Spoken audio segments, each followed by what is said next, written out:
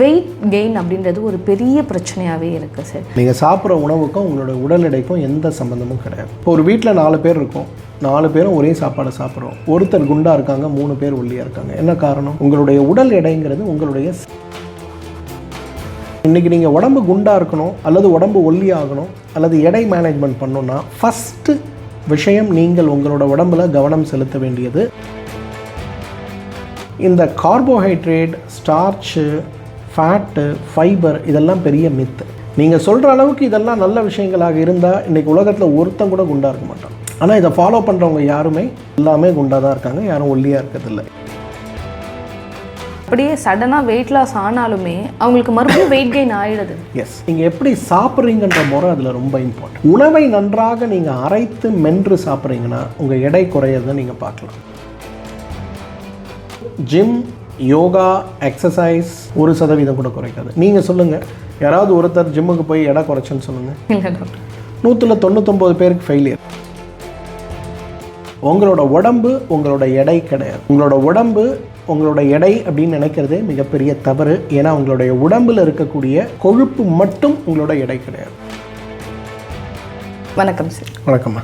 சரி, இன்றைக்கி நாம் என்ன தான் உணவுகளை பார்த்து எடுத்துக்கிட்டாலுமே எனக்கு ஒரு நாளைக்கு இவ்வளோ ப்ரோட்டீன் தான் தேவை, இவ்வளோ கார்ப்ஸ் தான் தேவை, இவ்வளோ ஃபைபர் எனக்கு தேவை, நிறைய வெஜிடபிள்ஸ் சேர்த்துக்கணும் அப்படின்னு நம்ம உணவுகளை பார்த்து நம்ம எடுத்துக்கிட்டாலுமே வெயிட் கெயின் அப்படின்றது ஒரு பெரிய பிரச்சனையாகவே இருக்குது சார். என்ன அப்படின்னா, நான் ஒழுங்கான உணவு தான் எடுத்துக்கிறேன், ஆனாலும் எனக்கு வெயிட் அதிகமாகிடுச்சு.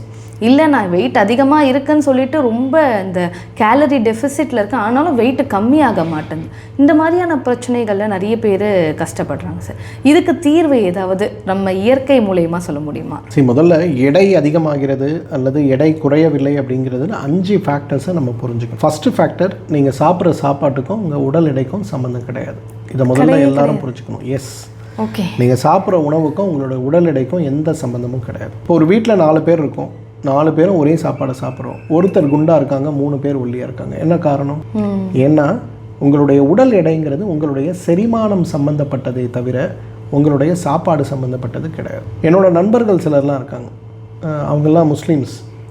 வாரத்தில் 6 நாள் நான்வெஜ் இருக்கும். மதிய உணவாக வாரத்தில் குறைந்தது 2 நாட்கள் பிரியாணி இருக்கும். நம்மலாம் பிரியாணினா ஸ்பெஷலாக பார்க்குறோம். நம்ம வீட்டில் சாம்பார் சாதம் செய்கிற மாதிரி அவங்க வீட்டில் பிரியாணி. பட் ஆனால் அவங்க யாருமே எடை கூடுதல் கிடையாது, ஸ்லிம்மாக தான் இருப்பாங்க. அவங்கள பார்த்தா இவங்க இவ்வளோ நான்வெஜ் சாப்பிடுவாங்களாங்கிற மாதிரி இருக்கும். பட் என்ன காரணம் அப்படின்னா, நல்ல அவங்களுடைய ஜீரண மண்டலத்தை பலமாக வைத்துக்கொள்வதற்கான முறையான முயற்சிகள் அவங்க கரெக்டாக பண்ணுவாங்க. ஃபாஸ்டிங் கரெக்டாக இருப்பாங்க, ப்ரேயர்ஸில் கரெக்டாக இருக்காங்க, தண்ணி கரெக்டாக குடிப்பாங்க, ஒரு நாள் கூட மலச்சிக்கல் வராமல் பார்த்துக்கிறாங்க. ஸோ இன்றைக்கி நீங்கள் உடம்பு குண்டாக இருக்கணும் அல்லது உடம்பு ஒல்லி ஆகணும் அல்லது எடை மேனேஜ்மெண்ட் பண்ணணுன்னா ஃபஸ்ட்டு விஷயம் நீங்கள் உங்களோட உடம்பில் கவனம் செலுத்த வேண்டியது உங்களோட ஜீரணம் நல்லா இருக்காங்கிறது தான். ஓகே. எந்த அளவுக்கு உங்களோட ஜீரணம் டைஜஷன் பெட்டராக இருக்கோ அந்த அளவுக்கு உங்களோட உடம்பு எடை போட மாட்டீங்க. இந்த ஃபேக்டை முதல்ல புரிஞ்சுக்கணும். செகண்ட், நீங்கள் புரிஞ்சிக்க வேண்டியது இந்த கார்போஹைட்ரேட், ஸ்டார்ச்சு, ஃபேட்டு, ஃபைபர் இதெல்லாம் பெரிய மித்து. நீங்கள் சொல்கிற அளவுக்கு இதெல்லாம் நல்ல விஷயங்களாக இருந்தால் இன்றைக்கி உலகத்தில் ஒருத்தன் கூட குண்டாக இருக்க மாட்டான். கண்டிப்பாக சார். ஆனால் இதை ஃபாலோ பண்ணுறவங்க யாருமே எல்லாமே குண்டாக தான் இருக்காங்க, யாரும் ஒல்லியாக இருக்கிறதில்ல, இல்லையா? அப்படியே சடனாக வெயிட் லாஸ் ஆனாலுமே அவங்களுக்கு மறுபடியும் வெயிட் கெயின் ஆகிடுது. எஸ், காரணம் என்னென்னா, நீங்கள் எப்படி சாப்பிட்றீங்கன்ற முறை அதில் ரொம்ப இம்பார்ட்டண்ட். ஓகே. உணவை நன்றாக நீங்கள் அரைத்து மென்று சாப்பிட்றீங்கன்னா உங்கள் எடை குறையிறதை நீங்கள் பார்க்கலாம். நம்ம சாப்பிட்றது தப்பு இல்லை, ஆனால் நல்லா மென்று சாப்பிடணும். எஸ், எப்படி ஜீரணத்துக்கு நீங்கள் ஒரு பெரிய முக்கியத்துவத்தை கொடுக்குறீங்களோ அதே போல் சாப்பாடை வாயில் போட்டு மென்று மென்று மென்று அரைத்து நீங்கள் சாப்பிடும்போது உங்களோட ஆரோக்கியம் மேம்படுவதை நீங்கள் பார்க்கலாம். இப்போ எடை குறைக்கணும்னு முயற்சியிலேருந்து நீங்கள் ஜிம்முக்கு போகிறீங்க, அது இதுன்னு பண்ணுறீங்கன்னா எது பண்ணாலும் எடை குறையாது அன்லஸ் நீங்கள் மென்று சாப்பிட்ற ஹேபிட்டை கொண்டு வந்தால் தான். ஓகே. எப்படி டைஜஷனுக்கு நீங்கள் இம்பார்ட்டன்ஸ் கொடுக்குறீங்களோ அதே போல் மென்று சாப்பிட்றதுக்கு இம்பார்ட்டன்ஸ் கொடுங்க, உங்களோட எடை குறையும். 3வது, ஜிம், யோகா, எக்ஸசைஸ் எதுவுமே உங்களோட வெயிட்டை குறைக்காது. 1% கூட குறைக்காது. நீங்கள் சொல்லுங்கள், யாராவது ஒருத்தர் ஜிம்முக்கு போய் எடை குறைச்சுன்னு சொல்லுங்கள். இல்லை டாக்டர், 199 பேருக்கு ஃபெயிலியர் ஒருத்தருக்கு தான் இருக்கும். ஆமாம். ஏன்னா உங்களோட கார்டிசோலை நீங்கள் கண்ட்ரோல் பண்ணாமல் உங்களோட எடையை குறைக்க முடியாது. சரியா? பொதுவாக நம்ம உடம்புல 2 வகையான ஹார்மோன்ஸ் உண்டு. ஒன்று மெலட்டோனின், இன்னொன்று கார்டிசோல். காலையில் நீங்கள் எழுந்துக்கும் போது உங்களோட கார்டிசோல் அதிகமாகும், உங்களை ஆக்டிவாக வைக்கிறதுக்காக. காலையிலேருந்து ராத்திரி வரலும் கார்டிசோல் இருக்கும். ஈவினிங்கில் கார்டிசோல் குறைய ஆரம்பித்து உங்களோட மெலட்டோனின் இன்க்ரீஸ் ஆக ஆரம்பிக்கும். ஸோ இந்த கார்டிசோல் மெலட்டோனின் பேலன்ஸ் தான் உங்களோட ஜிம்மில் நீங்கள் பண்ணக்கூடிய முயற்சி, யோகாவில் நீங்கள் எடுக்கக்கூடிய முயற்சி. ஆனால் எத்தனை பேர் இன்றைக்கு விருப்பப்பட்டு ஜிம்முக்கு போகிறோம்? இல்லை. Out of stress and anxiety நம்ம போகிறோம். அப்போ நீங்கள் சொல்லுங்கள், ஜிம்முக்கு போகிறதுனால உங்களோட எடை குறையுமா? குறையாது. அதனால தான் இன்றைக்கி ஜிம்முக்கு போனாலும் நான் யோகா பண்ணேன், நான் வந்து ஜூம்பா போகிறேன், எது பண்ணாலும் என்னோடய எடை குறையலன்னு சொல்கிறவங்க இந்த நாள் அதிகம் கார்டிசோல் அதிகமாகிறதுனால தான் எடை குறையாமல் இருக்கும். ஸோ பாசிவாக நீங்கள் செய்யக்கூடிய முயற்சி, விருப்பப்பட்டு நீங்கள் செய்யக்கூடிய முயற்சி, சிம்பிளாக நீங்கள் போகக்கூடிய 1 கிலோமீட்டர் வாக், மகிழ்ச்சியாக நீங்கள் செய்யக்கூடிய 15 மினிட்ஸ் யோகா உங்களோட எடை குறைப்புக்கு உதவி செய்யும். மச் பெட்டர் தேன் நீங்கள் எடுக்கிற 1 லட்ச ரூபாய் மெம்பர்ஷிப் ஆன் த ஜிம். இது 3வது நீங்கள் புரிஞ்சுக்கணும். 4வது, உங்களோட உடம்பு உங்களோட எடை கிடையாது. உங்களோட உடம்பு உங்களோட எடை அப்படின்னு நினைக்கிறதே மிகப்பெரிய தவறு. ஏன்னா உங்களுடைய உடம்பில் இருக்கக்கூடிய கொழுப்பு மட்டும் உங்களோட எடை கிடையாது. இன்றைக்கி நம்மலாம் என்ன நினைக்கிறோம், நான் 100 கிலோ எடை இருக்கேன், வயிறு பெருசாக இருக்குது, தொடைப்பகுதி பிட்டப்பகுதி பெருசாக இருக்குது, இதெல்லாம் கொழுப்புன்னு நினைக்கிறோம். ஆனால் 160 பேருக்கு நீங்கள் பார்த்தீங்கன்னா அவங்களோட உடலமைப்பை பொறுத்து, ஃபார் எக்ஸாம்பிள் வாத உடம்பு, பித்த உடம்பு, கப உடம்பு. வாத உடம்பு கொண்டிருக்கவங்களுக்கு எலும்புகளுடைய பலம் கூடுதலாக இருக்கும். ஆள் பார்க்க தின்னா இருப்பாங்க, ஆனால் மெஷினில் ஏறினா 100 கிலோ காட்டும். பித்த உடலமைப்பு அவங்களுக்கு வந்து விசரல் ஃபேட் அதிகமாக இருக்கும். கப உடலமைப்பு அவங்களுக்கு மசில்ஸும் ஃபேட்டும் அதிகமாக இருக்கும். ஸோ உங்கள் உடம்பு உங்கள் எடை கிடையாது. ஸோ உங்கள் உடம்புங்கிறது என்னங்கிறத நீங்கள் ஒரு புரிஞ்சுக்கணும். உங்கள் உடம்பு வாதமாக பித்தமாக கபமானு புரிஞ்சுக்கணும். ஓகே. ஸோ வாத உடம்புல எலும்போட எடை, அப்போ நீங்கள் என்ன எக்ஸசைஸ் பண்ணாலும் உங்கள் எடையை குறைக்க முடியாது.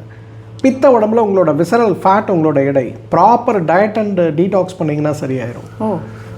3rd, கப உடம்பு உங்களுடைய தசையும் கொழுப்பும் அதிகமாக இருக்கக்கூடியது. அப்போ அதில் உங்களோட எடை குறையணும் அப்படின்னா பகீரத முயற்சி, எக்ஸ்ட்ரா எஃபர்ட்ஸ் நீங்கள் எடுக்கணும். ஸோ இந்த ஃபேக்டை நம்ம புரிஞ்சுக்கணும். ஏன் வந்து நம்மள நிறைய பேர் வெயிட் லாஸ்க்கு போகும்போது ஃபெயிலியர் ஆகுறாங்கன்னா இதுதான் ஒரு காரணம். நமக்கு என்ன தேவைன்னு தெரிஞ்சுக்காம செய்ய, நம்ம உடலுக்கு என்ன தேவை, நம்ம உடம்பை ஹோலாக பார்க்குறோமே தவிர நம்ம உடம்பு வாத பித்த கபத்தில் எப்படி இருக்குன்னு பிரித்து பார்க்குறதில்ல. இது நமக்கு பாதிப்பை உருவாக்கும். அட் லாஸ்ட் டீடாக்ஸ் தேவை. ஓகே. இன்றைக்கி நீங்கள் டீடாக்ஸ் செய்யாமல் எடுக்கிற எந்த முயற்சியும் 1 கிராம் கூட எடை குறையாது. ஆனால் ப்ராப்பர் டீடாக்ஸ், 7 நாள் டீடாக்ஸ், வருஷத்துக்கு ஒரு முறை, மாதத்துக்கு ஒரு முறை, சுலபமாக வீட்டில் செய்யக்கூடிய டீடாக்ஸ், இதை நீங்கள் செய்யுங்க. வேறு எந்த எஃபர்ட்ஸும் இல்லாமல் வெயிட்டு குறையிறத நம்ம பார்க்கலாம். ஸோ வெயிட்டு ஏன் குறையலைங்கிற காரணம், வெயிட்டு குறையணுங்கிற ஆசை, இதுக்கெல்லாம் நம்மளுடைய தேடுதல் தான் முதல் படியாக இருக்கணுமே தவிர, நான் வந்து ஒரு 50,000 கொடுத்து ஒரு டயட் ப்ரோக்ராமுக்கு போகிறேன், நான் வந்து 1 லட்சம் கொடுத்து ஒரு ஆன்லைன் யோகா போகிறதுக்கு போகிறேன், இது மிகப்பெரிய தவறு. இதனால் உங்களால் 1 கிராம் கூட எடை குறைக்க முடியாது. ஆனால் நான் சொன்ன ப்ரோட்டோக்காலில் நீங்கள் உங்கள் உடம்பை புரிஞ்சுக்கிட்டிங்கன்னா உங்களோட டைஜஷனை பெட்டர் பண்ணுங்கள், உங்களோட சாப்பிட்ற முறையை நல்லா மென்று சாப்பிட்றதுக்கு கொண்டு வாங்க, உங்களோட உடம்பு வாதமாக பித்தமாக கபமான்னு புரிஞ்சுக்கிட்டு அதுக்கான வெயிட் லாஸ் மெத்தட்ஸை கொண்டு வாங்க, உடம்பை டீடாக்ஸ் பண்ணுங்கள். இந்த ப்ரோட்டோக்கால்குள்ளே நீங்கள் வாங்க. உங்கள் எடை குறையிறது மட்டும் இல்லை, ஆயுள் முழுவதும் உங்களோட உடம்பை அழகாக பார்த்துக்கலாம். நம்ம டைஜஷனை வந்து ப்ராப்பராக பார்த்துக்கணும் அப்படின்னு நீங்கள் சொல்லியிருந்தீங்க சார். அதுக்கு ஏதாவது செட் ஆஃப் வே இருக்கா? சரி, முதல்ல வந்து உணவு சாப்பிட்றதுல 3 ஃபேக்டர்ஸ் நம்ம பார்க்கணும். முதலாவது பசிச்சு சாப்பிட்றோமா, 2வது நேரத்துக்கு சாப்பிட்றோமா, 3வது மென்று சாப்பிட்றோமா. இது 3மே நம்மளோட செரிமானத்தை பாதுகாக்கக்கூடிய முக்கியமான விஷயங்கள். நீங்கள் ப்ராப்பராக சாப்பாடை மென்று சாப்பிட்றீங்க அப்படிங்கிறது எவ்வளோ இம்பார்ட்டண்ட்டோ அதே போல் பசிச்சு சாப்பிட்றோமாங்கிறது ரொம்ப இம்பார்ட்டண்ட். இன்றைக்கி எத்தனை பேர் சாப்பிடும்போது டிவி இல்லாமல் மொபைல் இல்லாமல் சாப்பிட்றோம்? கிடையாது. அப்போ சாப்பிட்ற சுவை வந்து வாய்க்குள்ளே போகுது, இந்த நாக்கு அதை டேஸ்ட் பண்ணுது, இது காரமா, உப்பா, புளிப்பா, துவர்ப்பா, கசப்பான்னு தெரிஞ்சு நீங்கள் சாப்பிட்டா தான் அமிலங்கள் இங்கே சுரக்கும். தெரியாமல் நீங்கள் சாப்பிடும்போது அமிலங்கள் இங்கே சுரக்காது. இன்றைக்கி நிறைய உணவுகள், நிறைய ஒவ்வாமைகள் ஏற்படுவதற்கான பெரிய காரணம் இதுதான். அப்போ நம்ம சாப்பிட வேண்டியது என்ன, முறையாக சாப்பிடும்போது டிவி மொபைல்லாம் ஓரங்கட்டி வச்சுட்டு சாப்பிடணும். ஃபஸ்ட்டு சாப்பிட்றது அந்த முறையை கொண்டு வரணும். செகண்டு, டைஜஷனை ப்ரொடெக்ட் பண்ணோன்னா 2:1ங்கிற ஃபார்முலா. ஓகே. 3 பகுதி நார்ச்சத்து இருக்க உணவு, 2 பகுதி புரதச்சத்து இருக்க உணவு, 1 பகுதி மாவுச்சத்து இருக்கக்கூடிய உணவு. அதாவது ப்ரோட்டீன்ஸ், ஃபைபர்ஸ் அண்ட் கார்போஹைட்ரேட்ஸ். இப்போ 3 பகுதி நார்ச்சத்து இருக்க உணவு எடுக்கும்போது உங்களுக்கு உள்ளே இருக்கக்கூடிய அமிலங்களை நல்லா உறிஞ்சி வேலை செய்ய முடியும். 2 பகுதி புரதச்சத்து எடுக்கும்போது உங்களோட உடம்புக்கு தேவையான ஆற்றல் அங்கேருந்து நல்லா கிடைக்கும். 1 பகுதி கார்போஹைட்ரேட் நீங்கள் எடுக்கும்போது அந்த இடத்துல உங்களுக்கு தேவையான மினிமம் சப்போர்ட் கிடைக்கும். At the same time weight, ஜீரணம் எல்லாமே நல்லாயிருக்கும். தேர்டு, உங்களோட வயிறை 4 பகுதியாக பிரித்து 2 பகுதி உணவுக்கும் ஒரு பகுதி காற்றுக்கும் ஒரு பகுதி நீருக்கும் நம்ம நிரப்பணும்.